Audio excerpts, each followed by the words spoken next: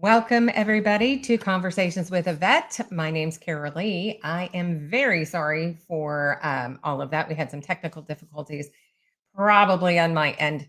Had to go back out, do a complete reboot of my computer. So let's see. Who do we have out here in the chats? We have Jim, welcome. Jason, thank you. Oscar Mike Radio. Travis, how's it going? Appreciate y'all for popping in. So I've got a great guest waiting in the wings, and he's graciously agreed to come on and have the conversation with me. So I'm super excited for that. But before we get there, just, kind of to talk about some things. If any of you were with me on Tuesday or Wednesday night, can't remember which, and we did a giveaway. If you haven't sent me your email yet, for those who have won a prize, please be sure to do that. And you can reach me at conversationswithavet@gmail.com. And I'm going to go ahead and get that posted out there for you. So make sure that you do that as soon as possible. So outside of that, for anybody new who hasn't already, please go ahead and be sure to subscribe, like, and hit that notification bell so we can make sure to you can get the most current information and shows. So, all right. So that being said, without further ado, please help me welcome Chris Aldis, and he is a Navy veteran. Hello, hello. Hi, Curly. How are you doing? I'm doing excellent. You did not get to see my lovely introduction that I had made. So I use StreamYard, and I use the free version, and they changed it up. And now you have to pay to be able to have an intro and an outro. And it's like, I spent so much time building that, but that's okay. So, you missed, unfortunately, we did a nice little giveaway this past week. It was a lot of fun, as usual. And because we recently had hit our 500 subscriber mark, so that was really exciting. So Jim says, thank you for your service, Chris. Appreciate you. Thank you, Jim. Appreciate it. We get through this, we'll have questions, comments, things of that nature that are out there. And I'll go ahead, and if it's pertinent to what we're talking about at the moment, then I'll go ahead and bring it up and let you respond. So, okay. So I always like to start the show off by asking my guests to tell me a little bit about who you were as a child. So who was Chris Aldis as a kid? Okay, that's a good question. I grew up in a family of 7 kids. I was the 5th, so I had a lot of experience. I got to watch the mistakes above me. But my brothers and sisters were all very intelligent, good in school and everything. And we come from a very blue collar family. Grew up in Detroit, Michigan. So as a kid, I was an athlete at an early age. I remember playing t-ball at about kindergarten and being very good at that, and then playing baseball throughout my, formative years, all the way through high school, up until the end of the 10th grade. I played baseball. I played basketball. I was captain of the basketball team throughout my, I was just very good at that throughout my life. I was in that. My father took me and my 4 other brothers hunting all the time, fishing, a lot of outdoor stuff. And we just my whole, I think when I think back to my childhood, it was just a lot of fun. I didn't know we were lower income. I just thought everybody was like that. Where in the neighborhood we grew up in Detroit was a very rough neighborhood. I thought that was normal. I didn't know that there were places outside of Detroit that were, not so dangerous. And that's just, we grew up tough. But the only thing I think about when I think about my childhood is I think of joy. It was so much fun. It wasn't a struggle. Just good times. I love my family. I love my brothers and sisters. My mother and father have passed, but I think they did a wonderful job with what they had. And I don't have any bad memories. I do, but they just don't, all the good memories overtake them. So that's wonderful. So, I love baseball. So what position did you play? In playing baseball, I started off playing second base, but then eventually, as I matured, I moved to catcher, and I played catcher for probably my last 6 years of baseball. Absolutely loved it, and it's funny because you watch baseball, and the catcher is the commander of the field. Exactly right. Exactly. It's interesting looking back on that. So I always love watching the catchers and how they just kind of command everybody and they're kind of the heart of a yeah. team. So were you studious in school? Yes, my family. Well, I'll tell you, my sister Sue, my second, my oldest sister is Terry. My sister Sue is the second sister. She was probably the smartest in the family in terms of her study and everything. But all my brothers and sisters were all A students. It was just expected in our family. I had the kind of study habits where I look back on it now, and I had a head injury in about mid 90s that changed things. But I look back on it now, and I used to study in such a way that I would memorize 10, 15 pages of notes and know them like a picture. And I'm so so envious. yeah, I was very in a competition in school. I went to a Catholic school for 12 years. Competition in school with the other students that were smart or did well was it just for me, I always wanted to be the best in the class. And that wasn't always the case, but that's what I strive for. So, Well, but that's exactly what it's about, is striving to yeah, do your best. And it's always nice when you can find somebody else who is right there and you're kind of neck and neck. yeah. I remember that. I definitely remember that. So you are very athletic. You are, from the sounds of it, at that time, very, very smart and very intellectual. So what was it that made you decide you wanted to join the military, and not just the military itself, but the specific branch that you chose? Well, so I was going to the unit. So I graduated high school, and then at 19, I moved out on my own, and I was working as a bartender in the 80s, which was an actual wonderful thing. And I look back, it's probably not so good for my life, but I had a blast. I was going to the University of Michigan at Dearborn, and had started out my freshman year, my first semester, with 26 credit hours, and I thought I was just going to go right through and blow it out. But by the time 4 years had gone by, I'd only accrued 46 credit hours. I slowly started dropping off to where I only had 3 credit hours on my last semester, and I wasn't going anywhere. I was making great money as a bartender. I was also a limousine driver. I did waiting tables, and one day it was my mom's birthday. My friends and I went to go pick up this massive stack of cheesecake for my mom's birthday, and it was February. My mom's first birthday was February 5th. We're coming back. It's snowing out, and a guy in a International Scout pickup truck that's like a tank, drunk, just rear ends me at a stoplight, just completely totals my car. There's cheesecake all over us inside the car. The back seats pushed up into the front. Nobody got hurt, and he just drove off. Didn't even damage his truck.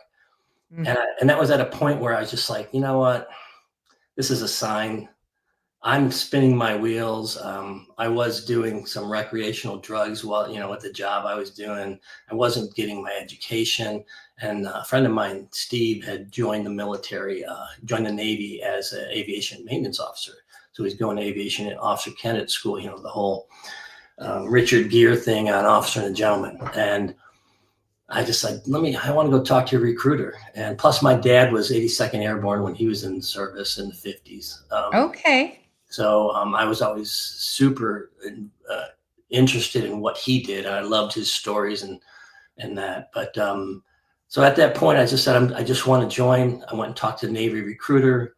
I'd spoken with my mom. She always wanted me to be a physical therapist or a technician. I went and talked to the recruiter.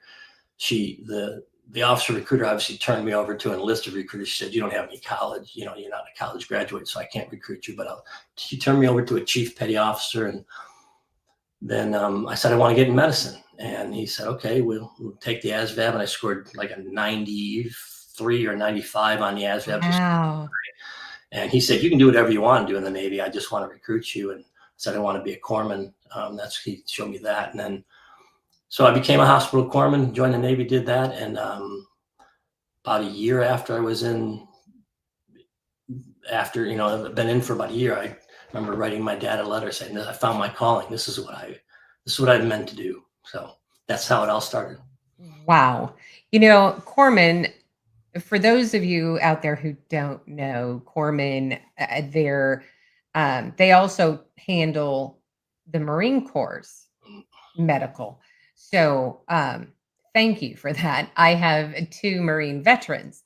Right. So yes. So and we're very thankful for what you did. And yeah. Sometimes you guys, it's a little underrated, dependent upon that time of year or what have you. So, but definitely appreciate that.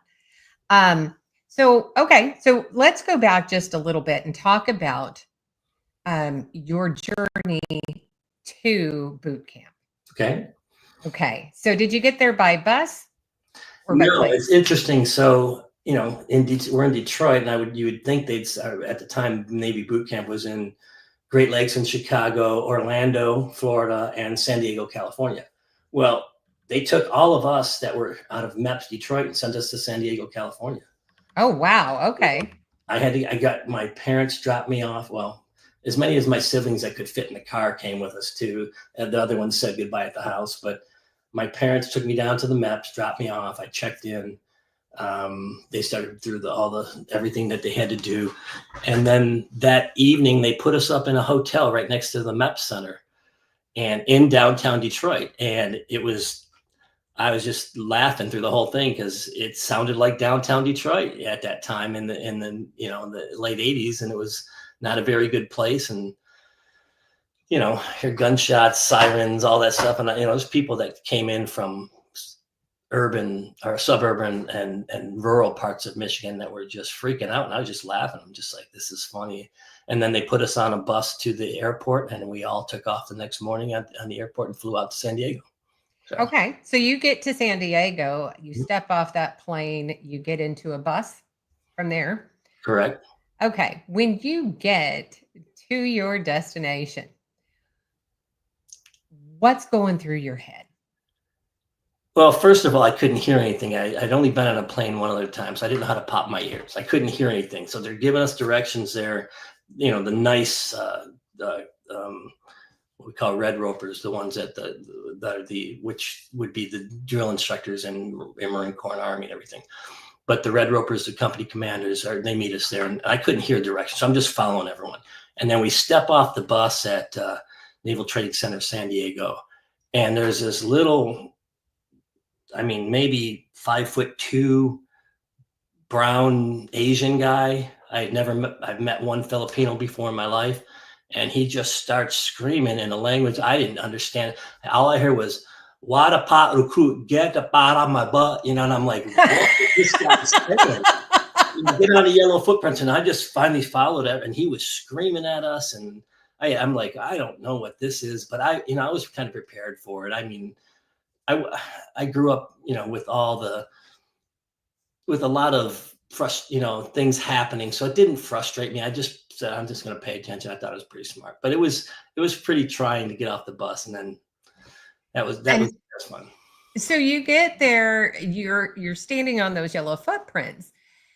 Did you stop at all? I mean, it obviously so much time has passed, but did you ever think about the history of those who stood on those footprints before you?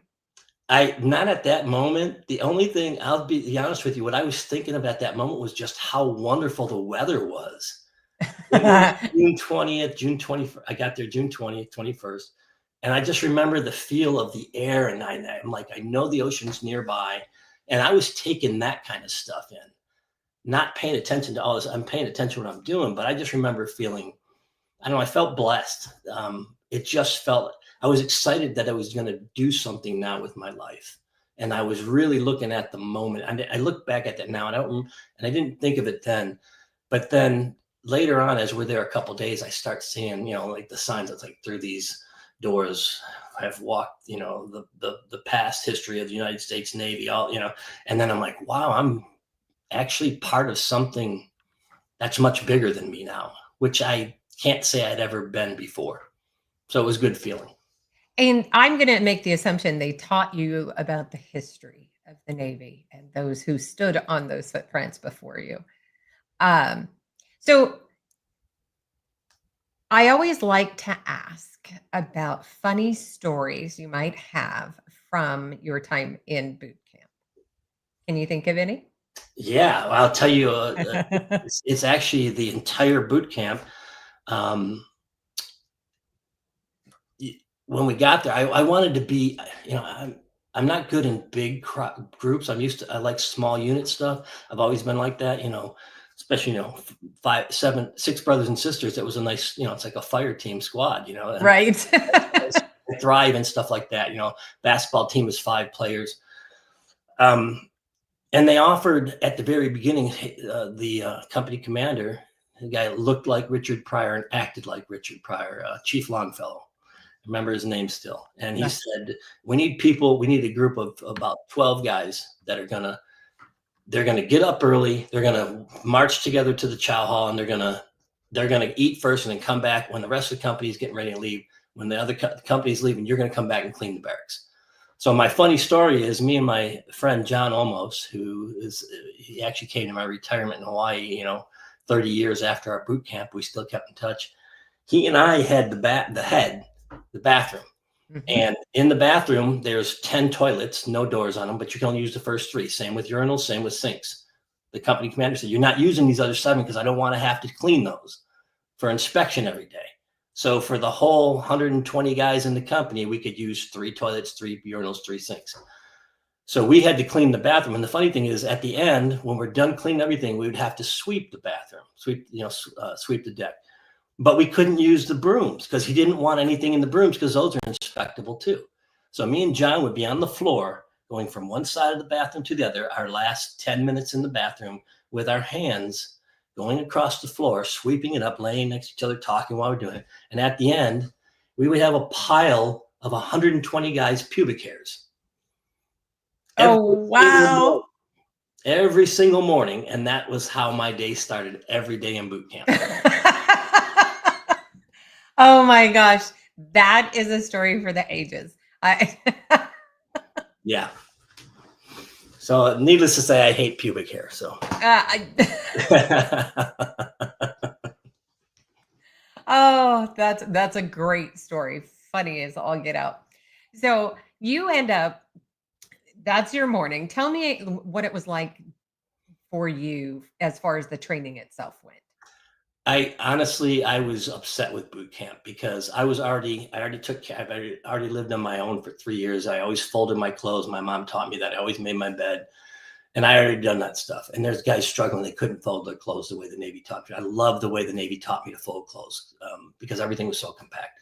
The physical training, I was already working out and in great shape. Even before going to the Navy, I was running 5 miles, hitting the gym, physical resistance training, all this. I was in amazing shape when I got there. I felt like I got out of shape in the Navy, in the boot camp. Because you weren't going as hard as you were. We ran maybe once a week, if that. And it was maybe, I don't know, 3/4 of a mile. And people were dying, crying.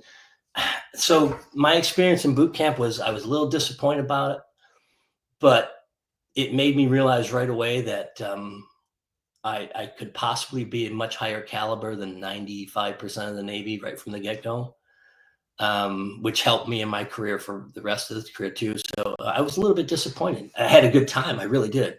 I didn't understand the other guys that were crying at night going to bed and just crying their eyes out in bed. And I'm just like, they're making us fold our clothes and march to chow and go to class. And you're crying and they're like, I can't do this. And I'm like, what? I didn't understand what their lives must have been like before they joined the Navy. So. Right. And it's a lot, I would think, like similar to today's kids. I mean, I don't know about you. I'm a 70s born child, raised in the 80s. And it was pretty much, we did what we what we wanted to do, so long as we were home by dark or the street lights come on. But then, things change. And so I became one of those helicopter moms. Where are you going? Who are you going to be with? I need a phone number. When will you be back? All of that. So I think, but I was one who I always taught my children from a very early age how to make a sandwich, how to clean their room, how to do their laundry, how to help with chores. So I agree, right? That's because that's what we had to do growing up. Right. And I think it makes a difference, but not, everybody's parenting styles are different. Yeah. So tell me, you graduate boot camp. How was that for you? It was probably up to that point in my life was probably the highlight of my life. I just felt so proud being out there in the uniform. The uniform looked like it looked horrible on me. I had dropped probably 15 pounds. So I was down to, I guess, joined boot camp at about 185 and went down to about 172 maybe. So the uniform that they give you at the first day is the uniform you get. And then I lost all that weight. It looked like a sack hanging off of me. It looked horrible. But I didn't care. I was in uniform. I loved it. Loved the whole parade and everything. We did the whole 16 count manual arms with the, what is it? The M4. What's the big wooden one? I can't remember. I should know this, but I'm having cognitive problems too. I should know all this from the Marine Corps too. But I loved all the manual of arms. I loved marching like that. I loved doing the drill. It was what I thought the military was supposed to be. And then the pomp and circumstance, and then all the guests, and then all the families, and then they let us go, and then we got to see our families. It was the highlight of my life up to that point. M14. Thank you, Joe. That's a good friend of mine. There you go. You have your entire family, it seems, out in the chats. So a shout out to each and every one of you for popping in and supporting Chris today. Thank you. So, okay. So obviously you carried the M14. What did you think? Well, you'd already hunted, so you had the initial experience of rifles and firearms. Right. Yeah. So for you, I'm going to assume, did you score expert? Well, it's in the Navy, so it's different between the Navy and Marine Corps. We had one day at a range. We didn't even shoot the rifle. We shot a 45 pistol, and we got to shoot about 7 rounds, I think. And it wasn't about qualifying. It was just familiarization. So I was disappointed about that too. Yeah. Especially when you like to hunt and shoot and things of that nature. So, but Carolee, I did when I first got to the Marines, and then I had to qualify. Pre-qualification, I always shot expert, and then when I qualified, I dropped about 8 points and ended up shooting sharpshooter pretty much through my whole career. And I caught hell from all my Marine buddies, because they would just look at me and laugh like, our doc can't shoot, but I could shoot. So that's funny. Yeah. So, okay. What happens after you graduate? Where do you go?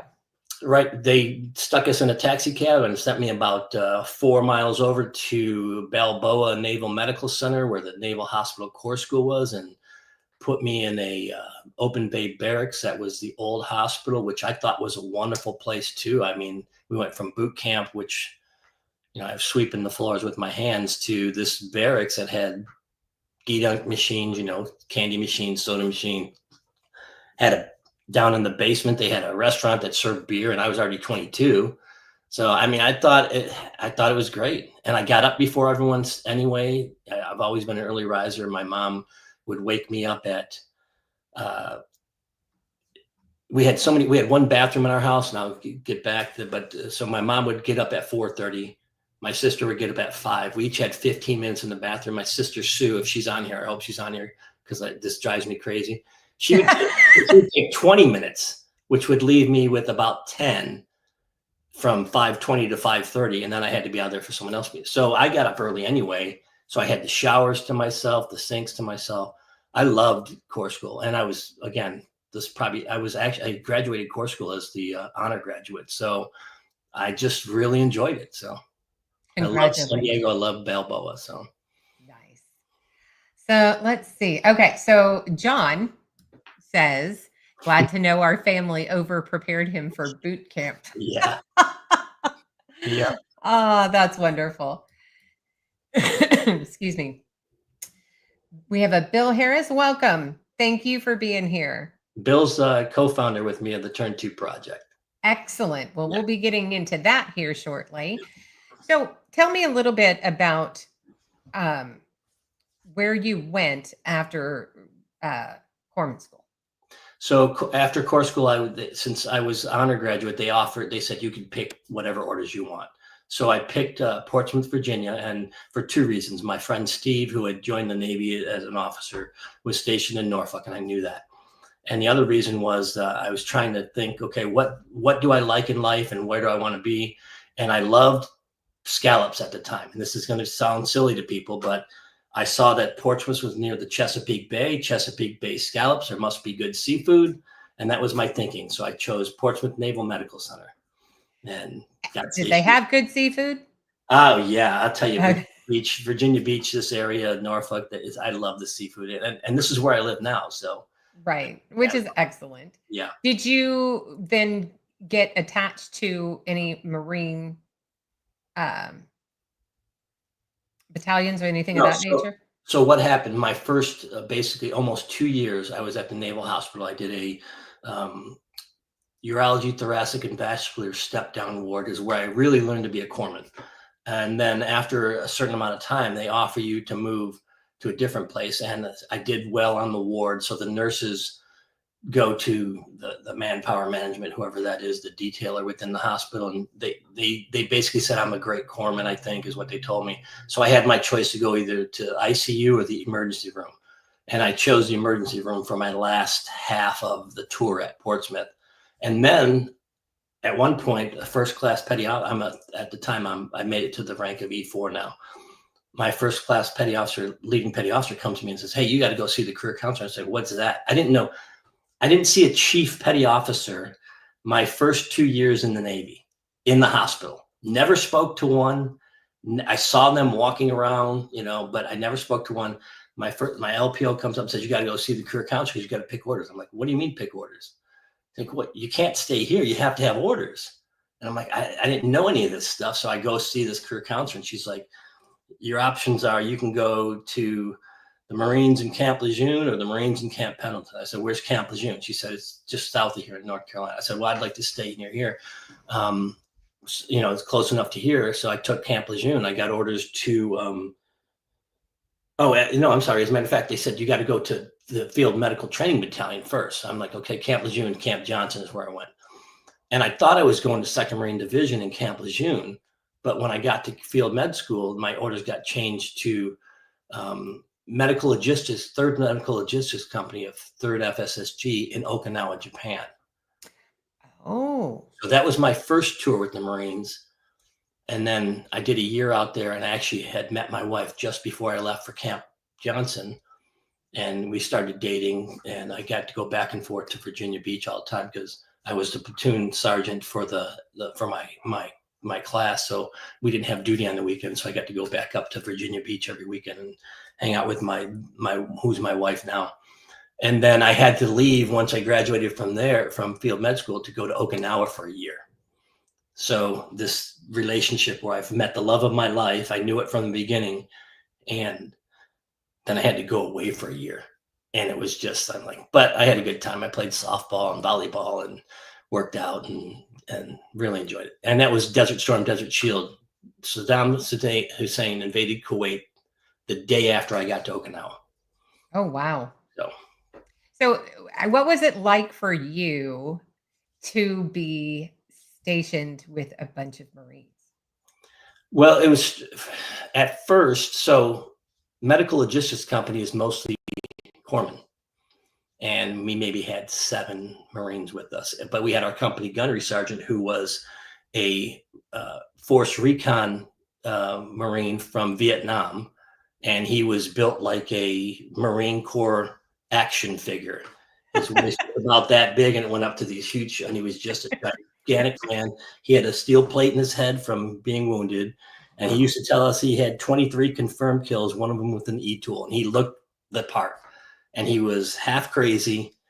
But he latched onto a few of us and took us under his wing and basically, said, this is the way you need to behave with the Marines. And so he was kind of you know, a role model for us, and that's for me in that sense. So, and then he put me in charge. I knew since I was the platoon sergeant in field med school, he made me the platoon sergeant for whenever we had to drill and march to formations and things like that. So it was great. And then I got my first ribbon finally also there. For 2 years, I never got a ribbon on my uniform. I was nothing.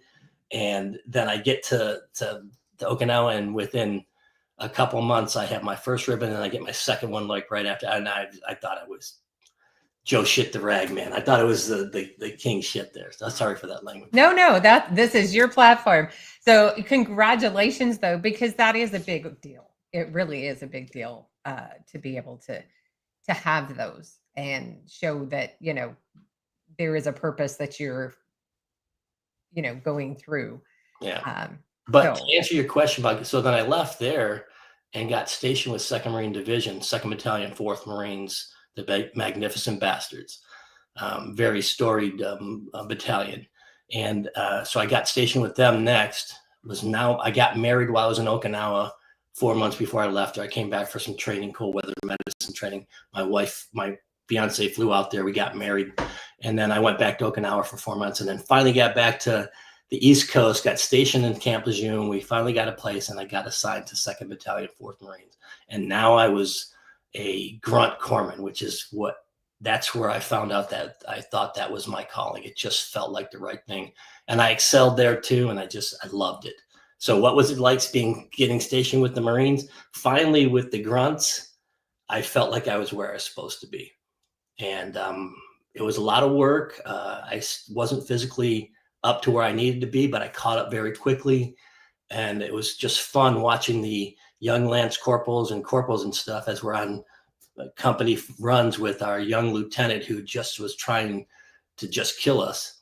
And I'd be like ready to throw up after about 3 miles. And the young Marines would be like, Doc, don't you give that son of a bitch don't you give him any pleasure. Don't you dare. And then they would just get on me, just keep running. And I loved it. I absolutely loved it. So. Yeah, you guys are absolutely beloved by the Marines. The corpsmen are, absolutely love you. So, okay. And did you get deployed at all outside of Okinawa? I got deployed so I got to Camp Lejeune in late September, and when I checked in, they said you're deploying at the end of November. Wow. So I got deployed on an Landing Force 6th Fleet on a LST 1179 USS Newport I was with an Amtrak's. We were the infantry company that went with Amtrak's. So we were moved through it by the amphibious vehicles. So we were on a flat bottom amphibious boat that launched just off the back of the boat into the ocean. What was that like? Well, it was horrible because you're stuffed in there. You got diesel fumes pumping in. You're stuffed in there, what we called nut to butt. The guys in the center bench are sitting like this, one behind the other like this with their packs and everything. And then there's guys on the side. And I was up in the corpsman position up towards the front, right below the sergeant's position. So there was a little hatch up there that the sergeant sat and looked out, and I got a little bit of fresh air. But it was so exciting because I'm like, man, this is what we're supposed to be doing. But the first launch we did was scary because they told us if you flip and sink, you have to wait till you get to the bottom of the ocean. Then you try to open up, and then you got to escape, one at a time. So that's all I ever thought of. We're gonna die in this. But then what would happen immediately? We hit the water and get out, and then they're out there going in circles, waiting to do their amphibious landing. Of course, it's rocking, diesel fumes, Marines stink. You've been on the ship and all of us, we just smell horribly. And then the first guy throws up on the back of somebody else. Oh, no. And then the next guy throws up. And so now this is what you're sitting in for an hour and a half, 2 hours. And, so I can't stand the smell of diesel anymore because it just reminds me of all that. Yes.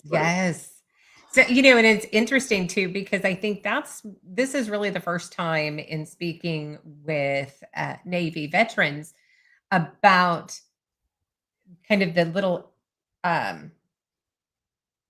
idiosyncrasies that about that. Like I've had people talk about being, that were the amphibious drivers and such, but never hearing those little stories about, like that diesel smell and and such. I think it's funny that you said little idiosyncrasies when talking about the Marine Corps. Those are the wrong words to put together. So Yeah, well, I'm a mom, so uh, all right. So you get deployed and where are you deployed to? to the Mediterranean. So we head right over to the Med, and then we go to places. First stop was Decangers, France, which is a mountainous region. So we did a couple weeks out there in the mountains, humping and field tactics and all that stuff. And it was so cold. I remember one night we had to do an overnight ambush position, and it was about 15 degrees out, and all we had was we didn't bring our sleeping bags or anything. It was just the Ranger roll. It's a poncho liner, and the clothing you're wearing. And it was so cold.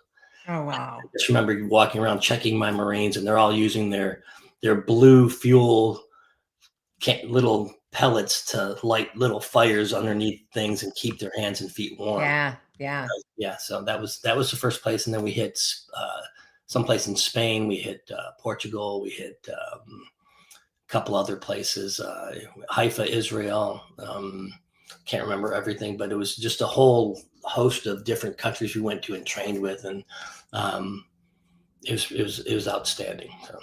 Did you get to eat with any locals, or was it strictly, your MREs or that kind of thing? Well, when we got to hit the ports, we got to go out into the community.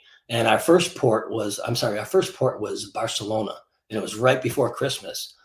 And we had 2 weeks in Barcelona. So I hadn't had, first of all, I'm an E4 at that time and newly married. And I had turned over my checkbook and accounting to my wife when I was deploying. I said, "You got it. Here's what I do." And I haven't gotten it back since, by the way. And she's doing a great job. Yeah, but she gave me every payday gave me, I think, $25 or $30 that I could use, and that's all I had every 15 days for that deployment. So I didn't get out. I saved my money to go eat. I would go out to eat someplace with like one of my squad leaders, a corporal, someone that I thought was, someone that I connected with more on intellectually on a level with, not just the grunts, but some of these guys. And we'd sit and go someplace by ourselves, and but then again, I always stood duty too, because since I didn't have any money, I was the duty corpsman on the ship, so I didn't really have to go out and spend a lot of money because I was always on the ship. So Right. Out of all of the places that you were able to visit, was there one in particular that you liked above all the others? on that deployment, or overall in the whole 30 years. Well, let's talk about the whole 30 years. Obviously you've been other places. So was there one out of all of them that you really Yeah, enjoyed more than any? I guess it still would be Portugal, Lisbon, Portugal, because we got there and I got to ride the train, and it was I guess I would say it was because it was more American than every place else. It felt like a rich American suburb. Oh, And wow. we got to go to some good. I remember going to a restaurant with a couple guys. We took a train for about an hour out, went to this restaurant, and it was just a sit down in a nice round booth, and it was probably a 5-course meal, and the waitresses and the bartenders and everything they just came over and talked to us, and it was a wonderful experience, and the food was amazing. So, Interesting. Well, you get back from that deployment. Where do you end up next? back to Camp Lejeune, I still had 2 more. The Camp Lejeune, since I was a year in Okinawa, the Camp Lejeune orders were for 2 years. I got back from there and stayed with 2nd Battalion, 4th Marines for a little while, made E5. And once I made E5, the division surgeon's office, who was our manpower there, moved me over to the 6th Marine Regiment. So I moved into the 6th Marine Regiment it was much smaller, maybe 12 guys. I had a senior chief that was our chief, and then had one lieutenant as our medical officer. And then I was there for probably a year, and then got and then got orders again back to Virginia Beach to the Naval Health Clinic at Oceana Naval Air Station. Wow, nice. So, okay, when you decide, I guess the question is, did you decide on your own that you were ready to retire or separate? I would say that I could have stayed longer. I could have stayed because the position I was in, I was working for a 3-star general, so I was at the force level position. They would have let me stay to 36. But at 20, about 28 years, I had just moved from U.S. Marine Corps Forces Pacific as the Command Master Chief. Back, my wife had asked me, said, "Hey, can you take a job where you're not going to combat and you're not, you're not traveling the Pacific all over the place every 2 weeks?" And she said, so I took that job at the Naval Health Clinic at Pearl Harbor. And Wow. during that time, I used to compartmentalize all my issues and, things that were going, PTSD, all that stuff. I had it all compartmentalized. At one point, with my son being diagnosed with mental health, with schizophrenia, my wife was almost killed by the military hospital out there and all kinds of things Oh, going on. My oh, compartments all opened up about 2 years, about a year and a half before retiring. And then I just, I knew when I hit 30, I was gonna be done. I just needed to move on. So and so how many years in were you? about 28, a little over 28 at that time. So, Okay. yeah.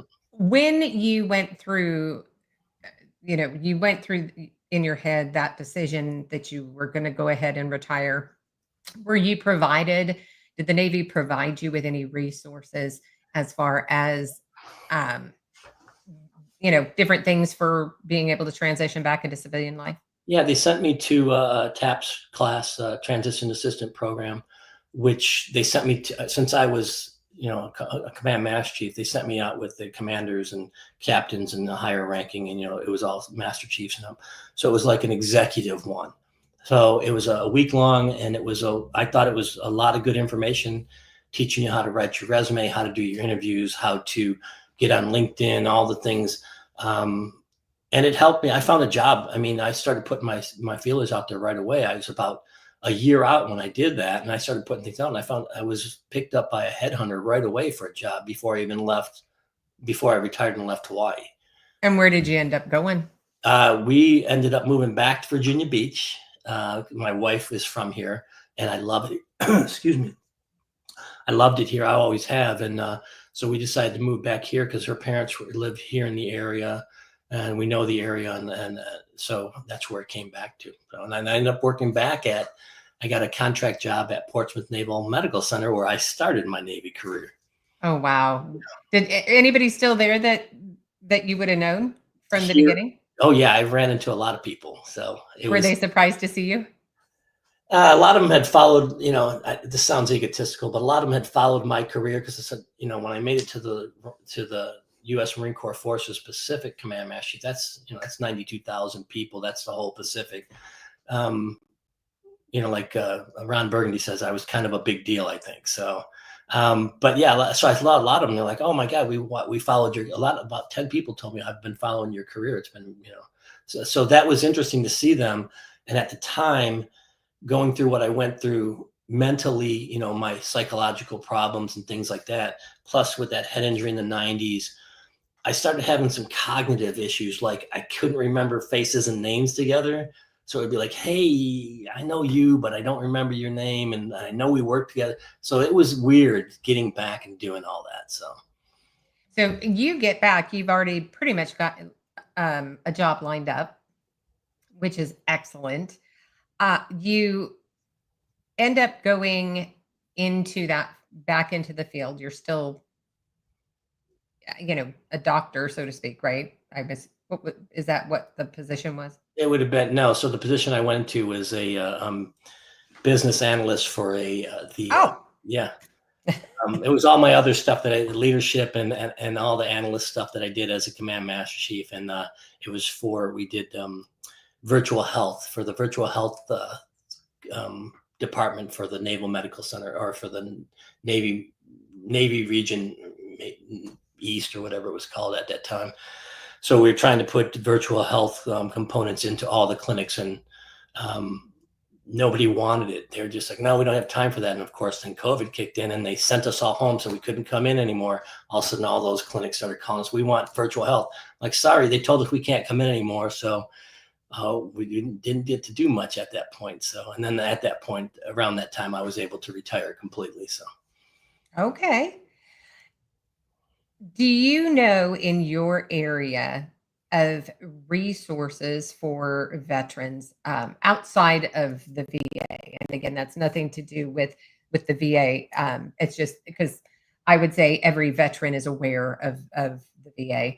So any that are outside of that in your area. resources, are you talking for, healthcare or job care, or what? Oh, I'll tell you one that I've just been recently working with is Warriors Rising. It's a nonprofit and it helps people, trains them to become business owners. And so with our nonprofit, I've been doing courses with Warrior Rising, and they also offer business grants for people to get started in their business. And they do a lot of education. And it's a couple vets who have put together a great program for that's one of the big ones that I would really push people towards. So let's see if I've got this one right.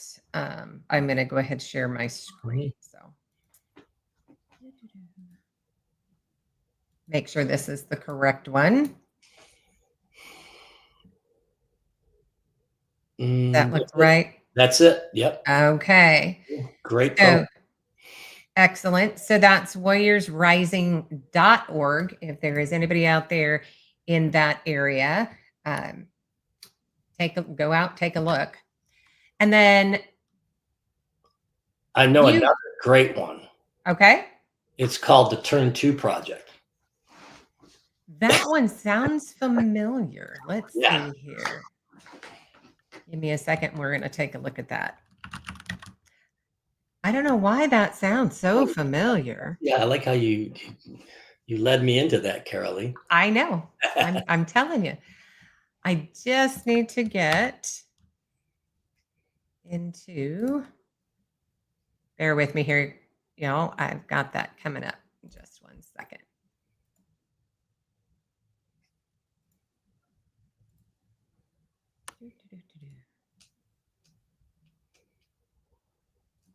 All right, here we go.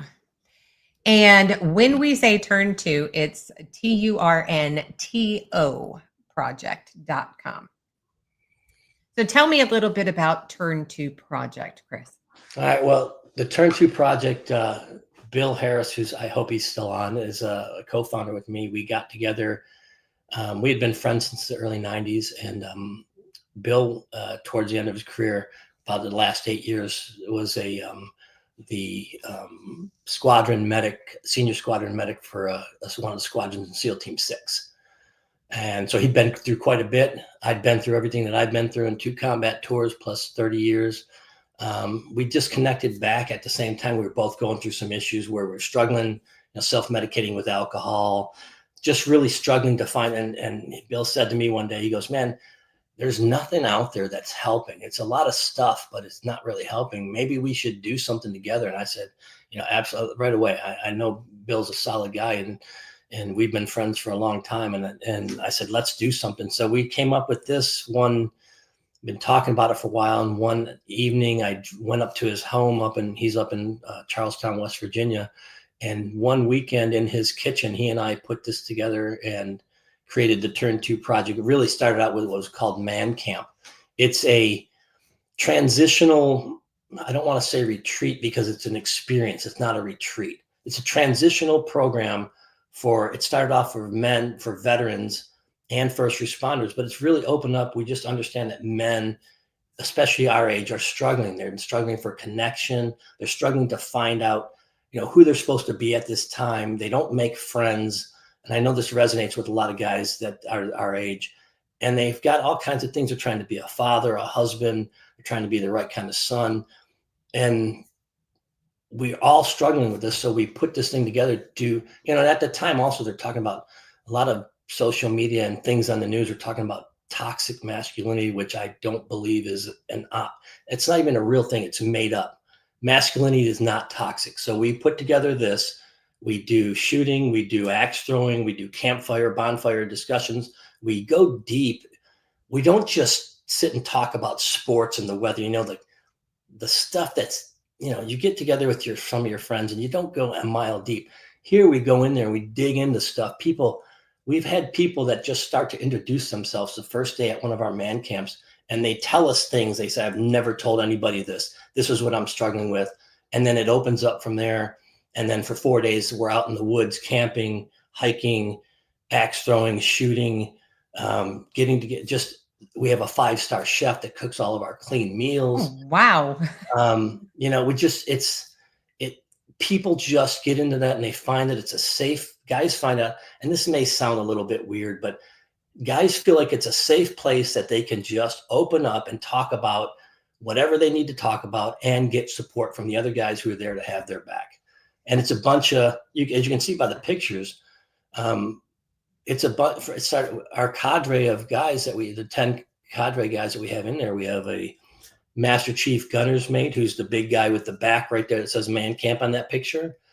We got Bill Harris, who's who's a senior squadron medic at SEAL team. We got myself, who's a command master. We got Joe Bird, he's on here. He was an FMF corpsman for his career and also a surgical tech. John, we got our chef, who is the world record holder for number of burpees in a 24-hour period, with like 11,800 burpees in a 24-hour period. Oh, 5-star chef. We got John, who's he's the regional manager for man, why is it blanking? Sorry, John, it's blanking. What are the electric cars with Elon Musk? The Teslas. Tesla. So Tesla, the regional Tesla manager, he's a super leader in his own right. Brad Nicora is one of he's our fitness guru. He has if you see Brad, you'd be amazed at the size of his arms and the way he's built and just what he knows. And let me see, who else am I missing there? We got Eric Bleedinghauser, who's a retired senior chief, who also has 2 sons who are Eagle Scouts. So you can imagine what kind of father and man he is. Who am I missing? I don't want to leave anybody out.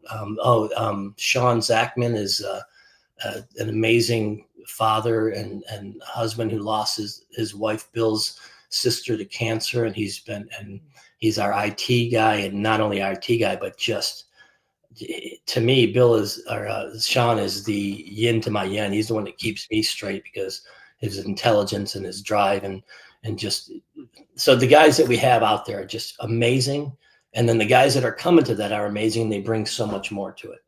And I know I got passionate about that, but there's nothing wrong with passion, Chris. And that's what you need. You need that. You need drive to help with these nonprofits and to be able to get that word out. So I really commend you for continuing to serve and help, other veterans along the way.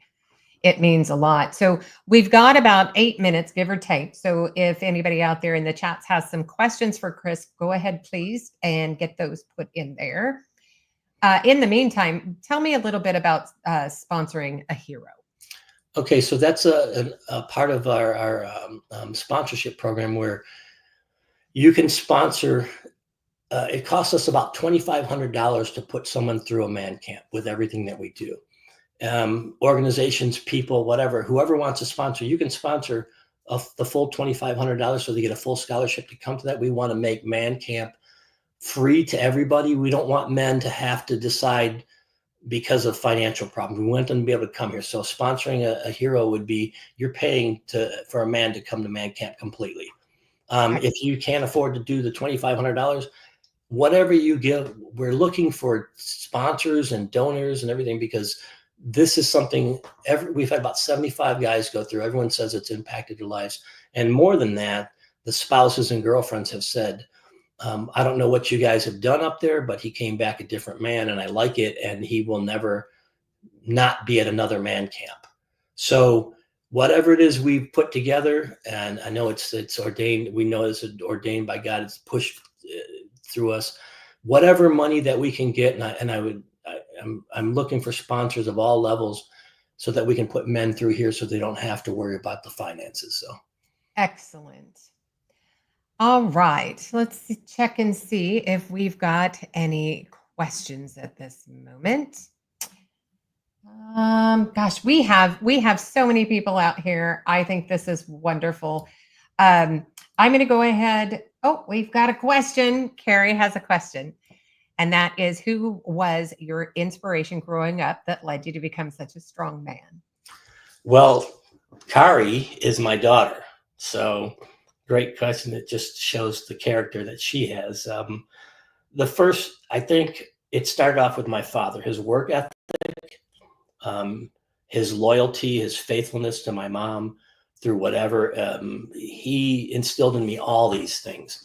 But then again, I also had my brothers, Dennis and Jay, and Charlie and John, who I just watched them, especially my brother Dennis was my oldest brother, who was just in his own right. He's a warrior, always has been.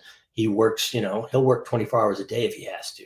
Nothing stops him. He's been, so I was just, and then I also had great coaches and teachers. There was two guys growing as we went through grade school, two brothers who were twins, the Jim and John Coleman, who were amazing teachers and coaches, and they started us, push leadership and things like that. And they were good English teachers and taught us how to write. But I'd have to say, to answer Kari's question, my dad is probably the thing that I drew the most from, and not by him sitting down and telling me, but by me watching him from a distance and picking up on that. So Wonderful. I'm not seeing any other questions, but I do want to throw out there for those of you new to the channel, if you would please subscribe, hit the like button, hit the notification button, and that way you don't miss any other conversations.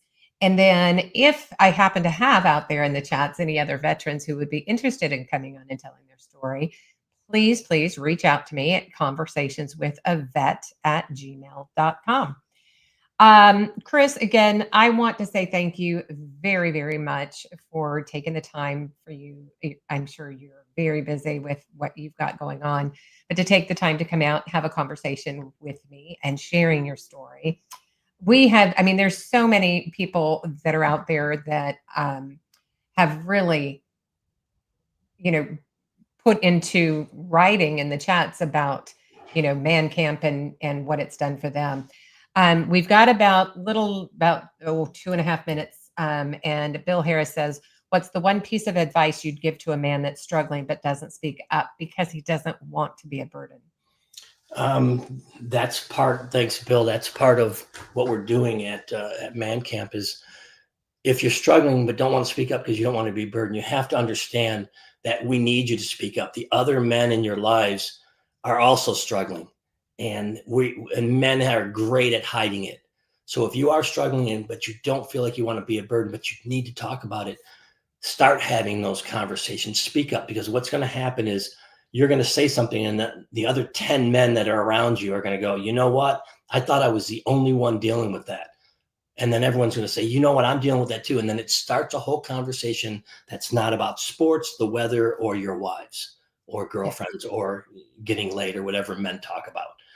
Right. It really goes deep. And then you start becoming, you start finding out that the men around you are really perfectly broken the way they're supposed to be, as long as you're opening up so that you can now start working with the other men in your life to go deeper and become more of who you're supposed to be. And then you have the support group around you that just drives you, and you want to be better for them and your wife and your family. That's my advice to you, is open up to somebody, find somebody you can talk to, and you're going to find out that you're not the only one having the problem. And whatever problem you're having, the solution is there amongst the people that you're with. Excellent. Open up. Excellent. Well, I want to thank you again and thank everybody for coming out, supporting Chris today and supporting the channel as well. So thank you all. And Chris, if you want to hang tight for me, we're going to go ahead and wrap it up. Everybody, please have a wonderful rest of your week. Thank you.